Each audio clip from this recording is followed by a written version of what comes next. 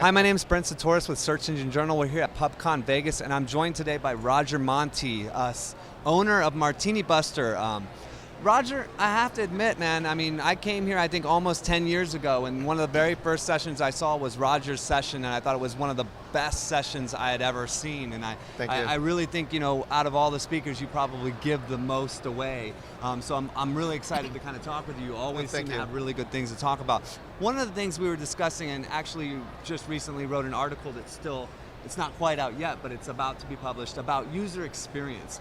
We talk about a lot of things, keyword research kind of falling off from the discussion, but also user experience seems to be something that was very important for a time period, was talked about a lot, but seems to not be such a high topic right now, but it's still super important. What do you think about user experience today? You gave me a great example. I'd love for you to kind of touch on of how user experience is really affecting search today. Thank you. Yeah, it's true. I've been noticing that some of the ranking factors are related to user experience. I think the most blatant, most obvious one is in the mobile search, where they're showing preferences for sites that are mobile friendly, and they have the little tag.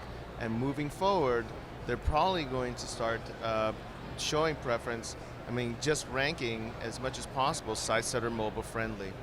Now, why would you do that? Because it's a better user experience for users. If you go to Google's site, they list 10, I think it's 10 goals that they have, and the very top, what they're about is the user experience. It's natural that they're going to want to send users to sites that have a good user experience. And when you talk about mobile friendly, it's not even only just about saying, do you have a mobile version? It's really about the user experience. Like, when you get into the score, the page speed score they have, it's like, does it load fast? Does it, load correctly, right? So it really does come down to that user experience. Yeah, true. Why are you going to send somebody to a site that's going to take a long time to load? That's a poor user experience. Moving forward, I think that there are other factors related to user experience that are going to be playing a role. Like, what do you think specifically? Like, what would you see as like the biggest thing that stands out to you that people really need to start paying more attention to? I think the page speed is important, how it renders across different devices. Also, how the content is laid out. Is it easily scanned? That kind of thing. Are the ads intrusive? There was a couple years ago they came out with an algorithm that was targeting sites that were top heavy with ads. Yeah, too many ads on the page. Now, why would they do that? Because it's bad user experience. Yeah. So I think that when you're building a site or putting a site together or doing a redesign, that if you focus on user experience, you really can't go wrong, because if you provide a good user experience, it may help you with the ranking, but it'll help you get more links. It'll help you become more popular.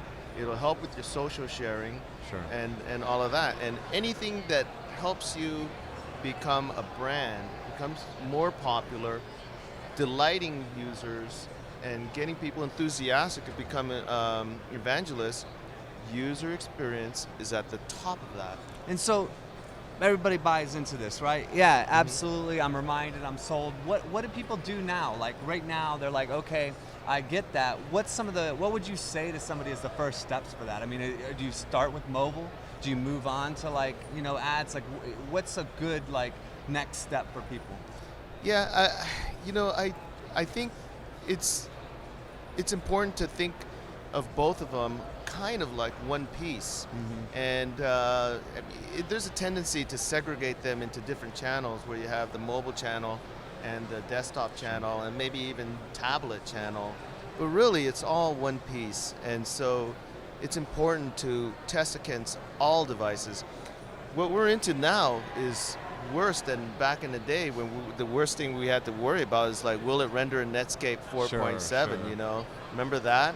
And everybody hated Netscape 4.7 because of that, because we always had to be backwards compatible for that.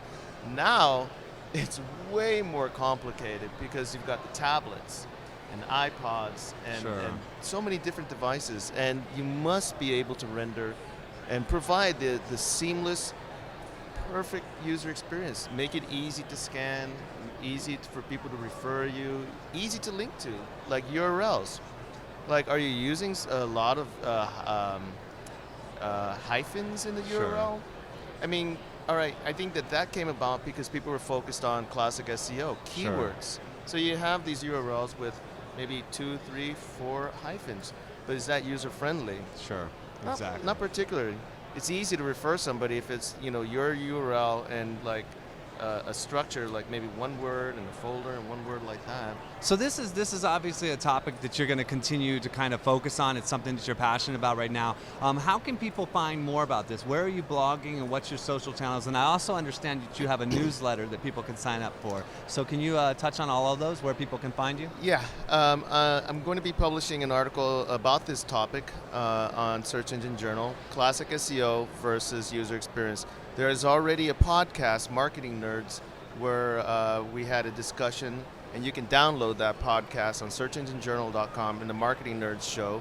And I touch on that and a lot of other factors. There's links there to scientific documents, research relating to user experience and those kind of search metrics. And what's your newsletter? My newsletter, martinibuster.com/newsletter. And this is a newsletter that talks about link building and conversions, how you can maximize your outreach.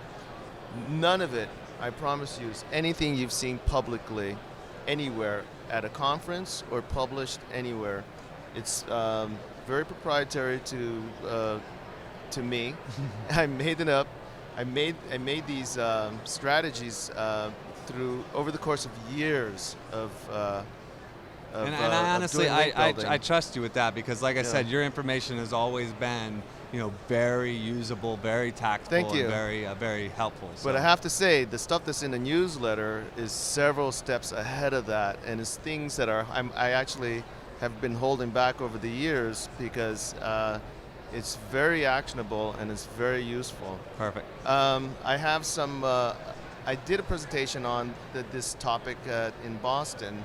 You can get the files over at martinibuster.com/downloads, and there's a slideshow there, and it'll give you a preview of that. So the download of the presentation, it's a PDF, the article coming out soon, and then the podcast. Perfect. It's really good stuff. All right, Roger, I really appreciate you joining us today.